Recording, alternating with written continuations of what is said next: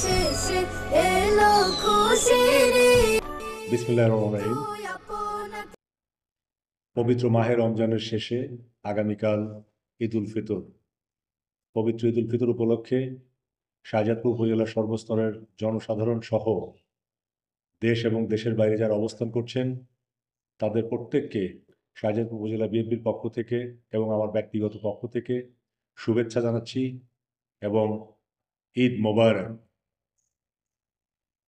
দীর্ঘ 17 বছর পরে এই ঈদ আমাদের জন্য অত্যন্ত আনন্দের। আপনারা জানেন, দীর্ঘ 17 বছর আমরা একটি ফ্যাসিস্ট সরকারের অধীনে নির্যাতনের শিকার ছিলাম। আমরা আসলে ঈদের আনন্দ উদযাপন করতে পারি নাই। এদেশের সাধারণ জনগণ ঈদের আনন্দ উদযাপন করতে পারে নাই। আমরা চাই এবারের ঈদ মানুষ পরিপূর্ণভাবে উদযাপন করুক। পাশাপাশি আমরা স্বপ্ন দেখি আমাদের প্রিয় নেতা জনাব তারেক রহমান এই দেশকে নিয়ে যে স্বপ্ন দেখাচ্ছেন, এই দেশের জাতিকে নিয়ে যে স্বপ্ন দেখাচ্ছেন, সেই স্বপ্ন বাস্তবায়নে আমরা কাজ করছি।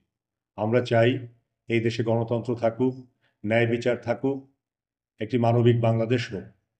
নতুন করে যেন আমাদেরকে ন্যায় বিচার প্রতিষ্ঠিত করতে গিয়ে জীবন দিতে না হয়, এটাই আমরা প্রত্যাশা করি।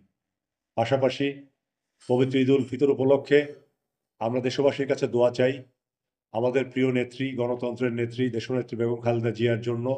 আমরা দোয়া চাই তারুণ্যের অহংকার, আগামী দিনের রাষ্ট্রনায়ক জনাব তারেক রহমানের জন্য। এই দুইজনের নেতৃত্বে আগামীর বাংলাদেশ একটি সুন্দর বাংলাদেশ হবে, যে বাংলাদেশে মানবিকতা থাকবে, যে বাংলাদেশে বাকস্বাধীনতা থাকবে, ন্যায় বিচার থাকবে, গণতন্ত্র থাকবে। আমরা সেই স্বপ্ন দেখি। আর সেই স্বপ্ন বাস্তবায়ন করতে আমাদের শাহজাদপুরের একজন প্রিয় নেতাকে আমরা বেছে নিয়েছি। আপনারা জানেন, professor doctor M A Muhith. উনি অত্যন্ত একজন ভালো মানুষ, ভালো ব্যক্তিত্ব।